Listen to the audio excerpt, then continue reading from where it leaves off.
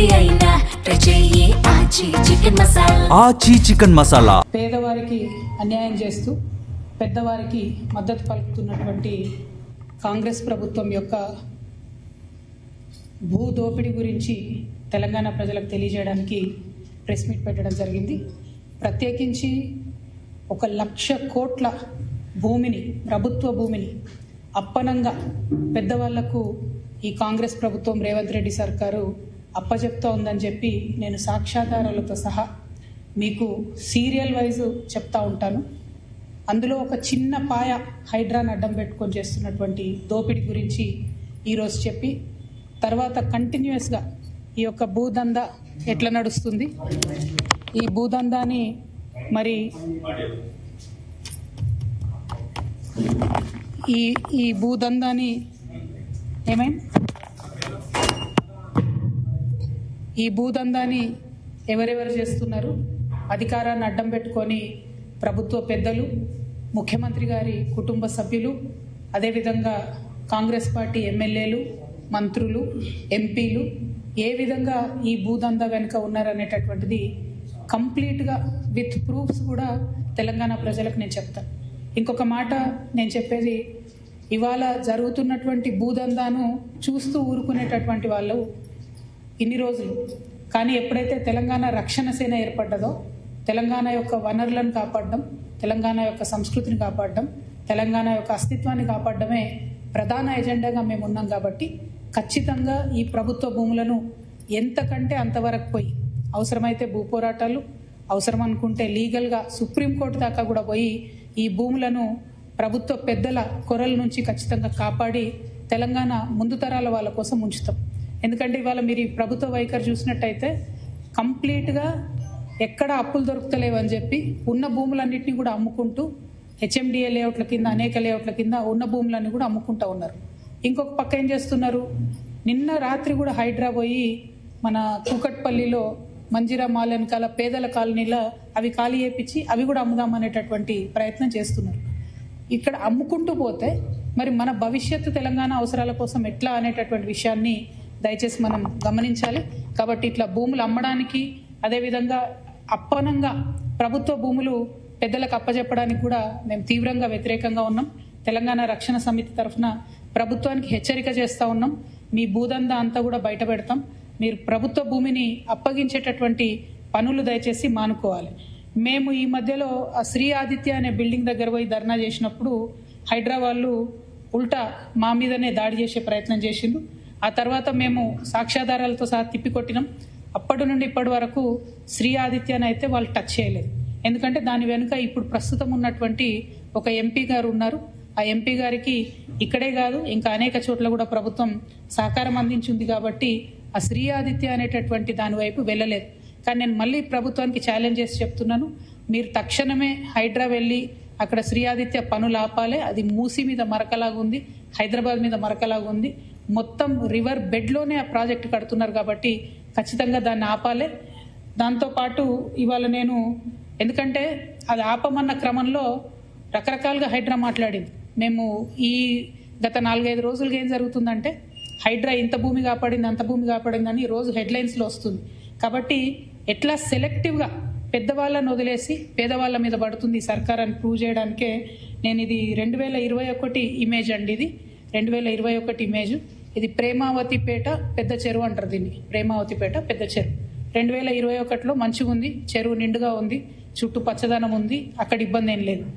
దీన్ని అప్పుడు బీఆర్ఎస్ ప్రభుత్వ హయాంలోనే పర్మిషన్స్ ఇచ్చిరు. దీనికి 2023 నాటికి చెరువులోకి అప్పటికే 7 ఎకరాల దగ్గరగా కబ్జాకి వచ్చేసినారు. అది మీరు చూస్తుంటే మీకు అర్థమవుతుంటుంది. ఇది మేము డిజిటల్ రూపంలో కూడా మీకు ఇస్తాము, తర్వాత కూడా చూపించడానికి ఈజీగా ఉంటుంది. ఇక ఇప్పుడు ప్రస్తుతం ఉన్న పరిస్థితి లేటెస్ట్ మా దగ్గర ఉన్నవి 2025 ఇమేజ్. ఓకే, ఇది 2024 ఇమేజ్. దాని తర్వాత 25లో కూడా పెద్దగా మార్పేం లేదు. మీరు చూస్తే కంప్లీట్గా చెరువులోకి ఎట్లా చొచ్చుకొచ్చినారో తెలుస్తుంది. ఇది ఎందుకు చూపిస్తున్నా అంటే, యాజ్ అన్ ఎగ్జాంపుల్, ఇది ఒక పెద్ద సంస్థ కడుతున్నది. ఆ సంస్థను ముట్టుకునే దమ్ముందా ఈ గవర్నమెంట్కి? 7 ఎకరాలంటే అక్కడ ఎకరానికి 100 కోట్లు పోతుంది. భూమిలోనే 700 ఎకరాలు పోతుంది. ఇప్పుడు దీని మీద 30 ఫ్లోర్లు 40 ఫ్లోర్లు పర్మిషన్ ఇచ్చినటువంటి పరిస్థితి కనబడతా ఉంది. అంటే ఎన్ని వేల కోట్ల వ్యాపారం చేసుకోవడానికి మీరు సహకారం చేస్తున్నారు. ఇది నేను అఫీషియల్గా కూడా నేను కంప్లైంట్ చేస్తాను. దాని మీద ఖచ్చితంగా చర్యలు తీసుకోవాలని ప్రభుత్వాన్ని డిమాండ్ చేస్తున్నాను.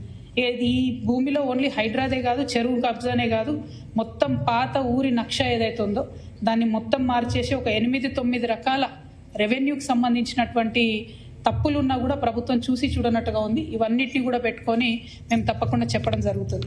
ఇది ఒక ఎగ్జాంపుల్ చెప్తున్నాం. రెండోది ఏంది, ఇది ప్రేమావతిపేట పెద్ద చెరువు, సర్వే నంబర్ 86, 7 ఎకరాల వరకు దాదాపుగా తీసుకున్నారు. అయితే ఇదే సంస్థకి ఇంకో దగ్గర కూడా ఇంకో పెద్ద భూమి కూడా ఇచ్చిండ్రు. అది ఫ్యూచర్లో చెప్తా దాని విలువ ఎంత అన్నది. రెండవది హైడ్రాకు నేను ఛాలెంజ్ చేస్తున్నా. ఏది, నాగారం మున్సిపాలిటీలో ఐకామ్ అనే సంస్థ ఉన్నది. ఇది మెగా కంపెనీ వాళ్ళు కొనుక్కున్నారు.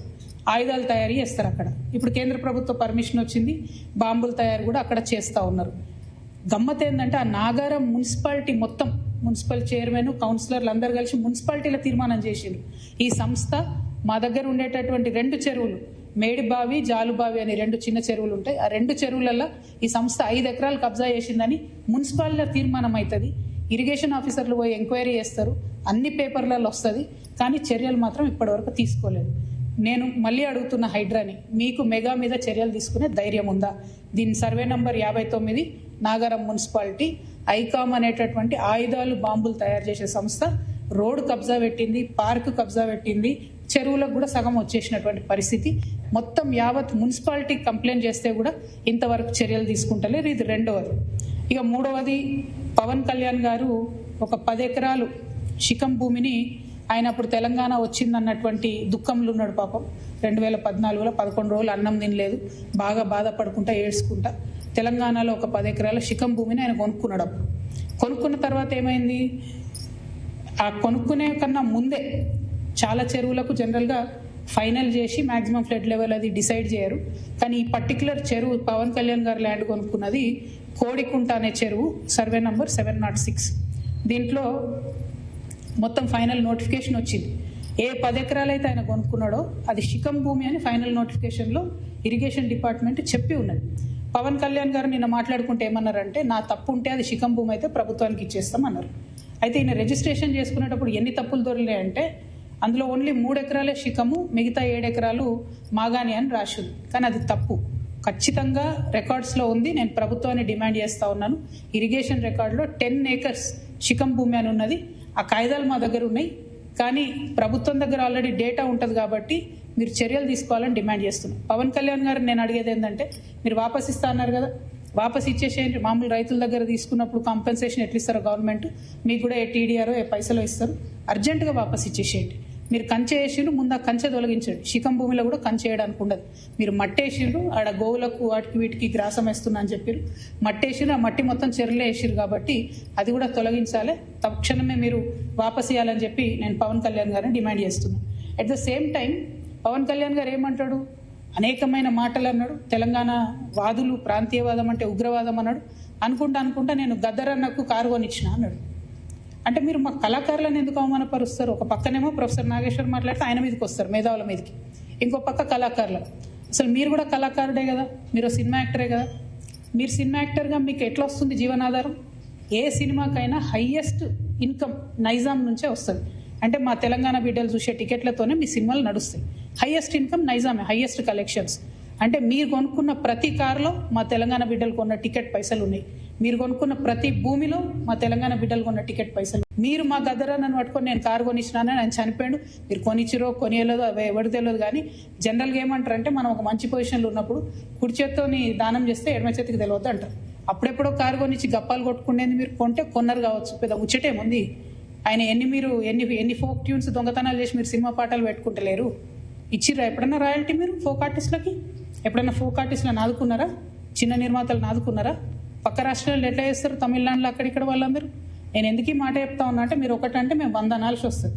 ఒక పక్కనేమో ఇట్లా సమైక్యవాదుల దాడి మన మీద పెరుగుతుంటే, ఇక మన కర్మానికి మనకు ముఖ్యమంత్రి ఉన్నాడు, ఆయనకు తెలంగాణ అంటే తెలియదు, తెలంగాణ నీళ్ళంటే తెలియదు. మేము ఎంటబడి కొట్లాడి మా పార్టీ పెట్టినాక కరెక్ట్ వారం లోపల పాలమూరు రంగారెడ్డిలో పెద్ద సభ పెట్టి మన నీళ్ళు పోతున్నాయో మొత్తం ఎత్తుకపోతున్నారు ఆంధ్రోళ్ళు, మీరు ఏమైనా చేయండి అని లొల్లి పెడితే, నిన్న ముఖ్యమంత్రి గారు పోయి 2 రోజులు ఫస్ట్ టైం పాలమూరు బిడ్డ అయి ఉండి 30 నెలల నుంచి ఆయనకు తీరిక దొరకలేదట. నిన్న ఫస్ట్ టైం పోయి పాలమూరు ప్రాజెక్టుల మీద రివ్యూ చేసి ఏం మాట్లాడతాడు ఆయన? తీసుకుపోనండి 900 మనకు 968 టీఎంసీలు మనకు వస్తే చాలు, 200 టీఎంసీలు ఆంధ్రోలు తీసుకుపోనండి, సంప్రదింపులు జరుపుతున్నాం మేమని చెప్తున్నాడు ఆయన. రేవంత్ రెడ్డి గారు, మీకు నీటి మీద అవగాహన లేకపోతే అవగాహన ఉన్న వాళ్ళతో మాట్లాడండి. వాళ్ళ ఆంధ్రోలు 200 టీఎంసీలు తీసుకుపోయిన తర్వాత రేపు పొద్దున హైదరాబాద్ నగరానికి పెరుగుతున్నటువంటి భవిష్యత్ అవసరాలకి కృష్ణా నీళ్లు సరిపోవు, గోదావరే మనకు దిక్కు. నేను రేవంత్ రెడ్డి గారిని డిమాండ్ చేస్తా ఉన్నా, మీరు కనుక బనకచెర్ల ప్రాజెక్టు కానీ ఇంకో ప్రాజెక్టు కానీ వాళ్ళు 200 టీఎంసీలు తీసుకుపోండి అంటే గోదావరిలో మనకు అడగండి అదనంగా 200 టీఎంసీలు. ఇప్పుడు 968 మనకు హక్కుభుక్తంగా ఉంది, 968 + 200 అడగండి. మీరు అడిగేంత వరకు మీరు బనకచెర్ల మీటింగ్ అటెండ్ అయినా కూడా మీరు తెలంగాణకు ద్రోహం చేసిన వాళ్ళే అవుతారు. మన భవిష్యత్తు నీటి అవసరాలన్నింటినీ కూడా పాతరేసిన వాళ్ళే అవుతారు. మీరు నేను మాట్లాడుకుంటా ముఖ్యమంత్రి గారు అంటారు అబ్కి బార్ కాంగ్రెస్ సర్కార్ అని. కూర్చునే होता ఆఖరి బారే ఏ కాంగ్రెస్ సర్కార్, ఆఖరి బార్ కాంగ్రెస్ సర్కార్. కాంగ్రెస్ పార్టీ ఇంక 20 ఏళ్ళు తెలంగాణలో రాకుండా తెలంగాణ మీద, తెలంగాణ వాదం మీద, తెలంగాణ వనరుల మీద, తెలంగాణ భూముల మీద బందిపోట్లు పడ్డట్టు పట్టుకొని దోసుకొని తింటా ఉన్నారు మీరు, మీ కుటుంబ సభ్యులు, మీ ఎమ్మెల్యేలు. నిజంగా ఘోరం ఏంటంటే ఈ దోపిడీకి అప్పుడు బీఆర్ఎస్ పార్టీలో దారులు తెరిస్తే, కిటికీలు తెరిస్తే ఇప్పుడు వీళ్ళు తలుపులు తెరిచి ఏకంగా దోసుకొని పోతున్నారు. అప్పుడు కేటీఆర్ పాలనే నడిచింది, ఇప్పుడు కేటీఆర్ పాలనే నడుస్తుంది. అప్పుడు కేటీఆర్ అంటే ఏంటంటే కేసీఆర్ గారు, తన్నీర్ హరీష్ రావు గారు, రామారావు గారు. ఇప్పుడు కేటీఆర్ అంటే ఏంటంటే కొండలరెడ్డి, తిరుపతి రెడ్డి, రేవంత్ రెడ్డి. అప్పుడు ఇప్పుడు సేమ్ పరిపాలన నడుస్తుంది తప్పితే వేరే ఏం మారలేదు. దోపిడీ మారలేదు, పెరిగింది, రాచబాట పట్టింది దోపిడీ. ఈ 1,00,000 కోట్ల కాంగ్రెస్ దోపిడీని ఖచ్చితంగా ఆపుతాం. ఆ 1,00,000 కోట్ల తెలంగాణ భూమిని కాపాడుకొని తీరుతాం. ఎట్లయితే వెలుగుమట్లలో పేద ప్రజల భూములు కాపాడినామో అట్లనే తెలంగాణ వ్యాప్తంగా ఉన్నటువంటి అన్ని జిల్లాల్లో మీ దోపిడీని గమనిస్తున్నాం. ఎవరు గమనిస్తలేరు అనుకోవద్దు. ఖచ్చితంగా మా వనరులను మేము కాపాడుకుంటాం. సీరియల్ లెక్క ఈ 1,00,000 కోట్లు ఎక్కడెక్కడ దోపిడీ చేస్తారో చెప్తా నేను. ఇవాళ ఈ లేఖను మళ్ళీ ఒకసారి చూపించాలి దయచేసి. Thank you. జై తెలంగాణ. 2014లో పవన్ కళ్యాణ్ భూములు పంపుతున్నారు, కానీ వివాదం ఇప్పుడు అవుతుంది. అంటే 12 ఏళ్లలో ఎందుకు దీన్ని చర్చించలేకపోయారు, ఎందుకు అడగలేకపోయారు? 1 సెకండ్, ఇది ఒక్కటి చెప్పేసి కనబడుతుందా క్లారిటీ?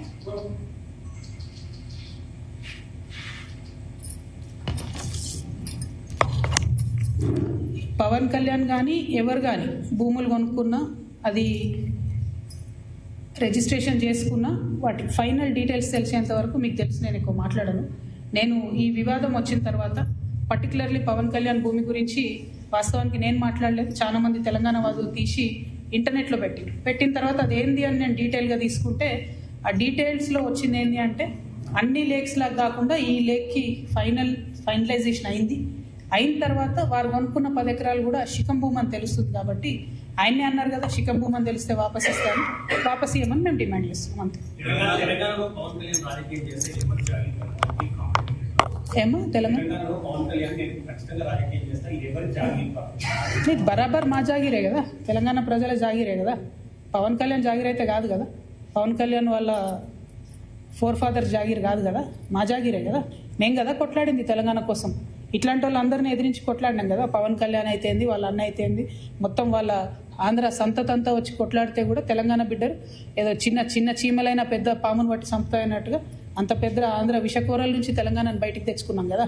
ఏం ఊరుకోము అంటే కొట్లాడినాం, మేము కడుపు కట్టుకొని కొట్లాడినాం కాబట్టి మాకు ఖచ్చితంగా కోపం వస్తుంది, ఖచ్చితంగా ఆవేశం ఉంటుంది.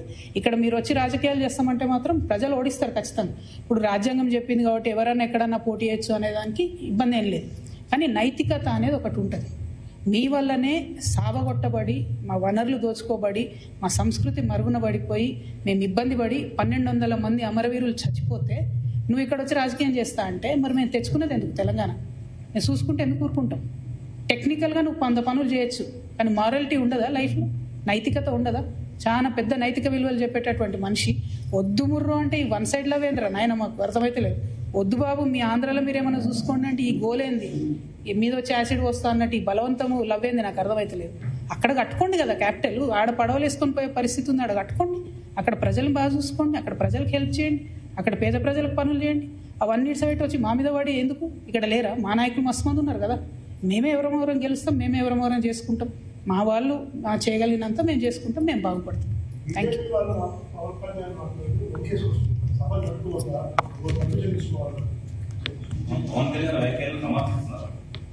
అంటే బీజేపీ వాళ్ళకి ఎవరు లీడర్ లేరు, వాళ్ళు ఏదో పవన్ కళ్యాణ్ వస్తే 2 ఓట్లు వస్తాయి అనుకుంటున్నారు. ఆ ఉన్న 8 సీట్లు కూడా పోతాయి ఈసారి, అవి కూడా రావు. ఎందుకంటే తెలంగాణ ప్రజలు గమనిస్తున్నారు బీజేపీ వాళ్ళు ఏం చేస్తున్నారు అన్నది. వడ్లు ఈడ 75 లక్షల క్వింటాళ్ళు కొనాలి అని సీఎం గారు అంటారు. పంజాబ్లో 100% పండిన గోధుమలన్నీ కేంద్ర ప్రభుత్వం కొంటది. మరి 8 మంది ఎంపీలు పోయి అడగొచ్చు కదా, ఇక్కడ 100% మాకు, మనకెందుకు 38% కొనాలి? మరి ఆ మాట ఎందుకు మాట్లాడరు? పవన్ కళ్యాణ్ తర్వాత సంగతి. ముందు అసలు మన ప్రజల కష్టాలలో బీజేపీ పాత్ర ఎక్కడు? బీజేపీ ఏం మాట్లాడుతుంది? డెఫినెట్గా బీజేపీని తెలంగాణ ప్రజలు రానున్న రోజుల్లో ఎలక్షన్లో ఖచ్చితంగా బుద్ధి చెప్తారు. 10 ఏళ్ల టీఆర్ఎస్ పాలన, 2.5 ఏళ్ల కాంగ్రెస్ పాలనపై అసెంబ్లీలో చర్చించాలని కేసీఆర్ ముఖ్యమంత్రి రేవంత్ రెడ్డి సవాల్ విసురుతారు. ఎట్లా చూస్తుంది? ఏమొస్తుందండి? ఇంతకుముందు వాళ్ళు సవాళ్ళు వేసుకున్నారు. ఒకసారి ఒక ఆయన వస్తే ఇంకొక ఆయన రాడు, ఇంకోసారి ఇంకొక ఆయన వస్తే ఇంకొక ఆయన రాడు. అందరు కలిసి మాట్లాడుకుంటే కాసేపు తిట్టుకుంటారు. మనకు ఎంటర్టైన్మెంట్ తప్ప రిజల్ట్ ఏముండదు అందులో. పాయింట్ ఏంది అని అంటే, ఆనాడు తెలంగాణ ప్రభుత్వ భూమిని, గల్ఫ్ ఆయిల్ లాంటి భూమిని బీఆర్ఎస్ హయాంలోనే, అది 10,000 కోట్ల ప్రాపర్టీ అండి, ఫీనిక్స్ అనే సంస్థకి దారాదత్తం చేయడానికి దారులు తెలిసింది. ఆనాడు ఇదే ముఖ్యమంత్రి గారు మాట్లాడినరు, ఎట్లా ఇస్తారు అని. ఇవాళ ఆయన్నే ఇంకొంచెం మంచిగా మార్గం సుగమం చేసి, ఆనాడు 50 ఎకరాలు రిజిస్ట్రేషన్ అయితే ఇంక ఇవాళ 100-150 ఎకరాలు మిగతా ఉంది, దాంట్లో ఇంకో 200 ఎకరాలు లేదు, అది మొత్తం ఈయన ఇవ్వడానికి ఈయన దారులు తెరిచింది. మేము మాత్రం 1 ఇంచు తెలంగాణ జాగా కూడా పోనీయము. ప్రభుత్వ భూమిని రక్షించేటటువంటి బాధ్యత తెలంగాణ రక్షణ సేన తీసుకుంటాం. ఎట్లా అయితే మేము పోయి అక్కడ గట్టిగా పాలమూరు రంగారెడ్డి ఏమైందంటే ముఖ్యమంత్రి గారు పోయి 2 రోజులు అక్కడ కూర్చొని మాట్లాడి చర్చించి రావాల్సి వచ్చిందో, కానీ అట్లనే రేపటి నాడు భూములు కూడా ఖచ్చితంగా అదేవిధంగా కాపాడుకుంటాం. నేను చెప్తున్నది, will go to any length. కోర్టుకైనా పోతాం, భూ పోరాటమైనా చేస్తాం, ప్రాణమైనా అడ్డేస్తాం. కానీ ఎందుకంటే ఫ్యూచర్ జనరేషన్కి ఉండాలి కదా. భూమి ఏముంది సంపద మన దగ్గర? ఉన్న భూమి అంతా అమ్ముకుంటే 1,00,000 కోట్ల భూమి ప్రైవేట్ వాళ్ళ చేతులకు పోతే ఫ్యూచర్ ఎట్లా? మనం తెలంగాణకు ఆస్తులు ఎట్లా, వనరులు ఎట్లా? డెఫినెట్గా వాటి కోసం ఫైట్ చేస్తాం. గోదావరి వాటర్ కోసం కూడా ఫైట్ చేస్తాం. Thank you.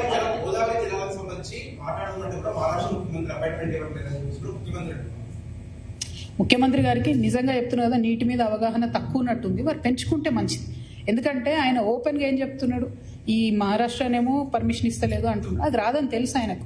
ఎందుకంటే మహారాష్ట్ర ముఖ్యమంత్రి గారే స్వయంగా అక్కడ కూర్చొని తుమ్మిడిహెట్ అనే ప్రాజెక్ట్ ఎత్తు పెంచొద్దు అని ఆయన ధర్నా చేసినటువంటి వ్యక్తి. ఆయనతోని కేసీఆర్ గారు ఎంత ట్రై చేస్తున్నా లాస్ట్కు హైట్ తగ్గించుకొని ఒప్పుకొని రావాల్సి వచ్చింది. ఇప్పుడు ఈయన కాదే పనిని ఏదో చేస్తున్నట్టు బిల్డప్ ఇవ్వాలని చూస్తున్నారు. ఆయన ఇస్తలేడు అపాయింట్మెంటు. ఇక్కడ మరి ఈ రాష్ట్ర ముఖ్యమంత్రి మీకు ఇస్తలేడా? ఏపీ ముఖ్యమంత్రి మీకు ఇయ్యడా? మీ గురువు గారే కదా. ఆయన దగ్గర పోయి మాట్లాడుకొని మాకు 200 టీఎంసీలు అదనంగా ఇచ్చినాకనే మీరు 200 టీఎంసీ బనకచర్లు కట్టుకోవాలని అడగాలి కదా. జరిగే పనేమో చేయరు, కాని పనేమో చేస్తున్నట్టు బిల్డప్ ఇస్తారు. బేసికలీ అందుకే అంటున్నా, ఈ ఆఖరి బారే కాంగ్రెస్ సర్కార్, కాంగ్రెస్ పార్టీని మంచిగా 20 ఏళ్ల దాకా బొందబెట్టడానికి వచ్చారు రేవంత్ రెడ్డి గారు. Thank you. జై తెలంగాణ.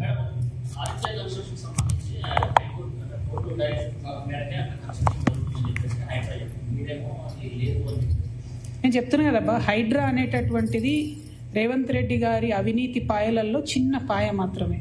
అందులో అవినీతిని, పెద్దవాళ్లను కాపాడడానికి హైడ్రా అనే వ్యవస్థ పెట్టిండ్రు. ఈ సంవత్సరం 7,000 ఫైర్ యాక్సిడెంట్లు అయితే నిన్న వచ్చిపోయిందండి హైడ్రా. ఇలా హైడ్రా మొత్తం ఫైర్ యాక్సిడెంట్లు అంతా వాళ్ళే చూడాలి. ఈ మోరీలు నాలాలు క్లీన్ చేసేది వాళ్ళే చూడాలి. మరి ఇంకొక 10 రోజులైతే వాన పడుతుంది. ఒక నాలా అన్న తీసిరండి, ఒక మోరీ అన్న తీసిరా. పైగా ఇట్లా చెరువులు కబ్జా అవుతుంటే చూసుకుంటూ కూర్చుంటే హైదరాబాద్ నగరం నీళ్లతో నిండిపోతుంది కదా. శ్రీ ఆదిత్య అనేది 1000కి 1000% తప్పు ప్రాజెక్టు. అది మూసీ నది గర్భంలో కడుతున్నారు.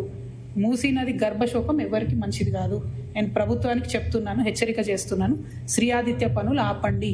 మీరు ఆపకపోతే మేము లీగల్గా కూడా పోతాం.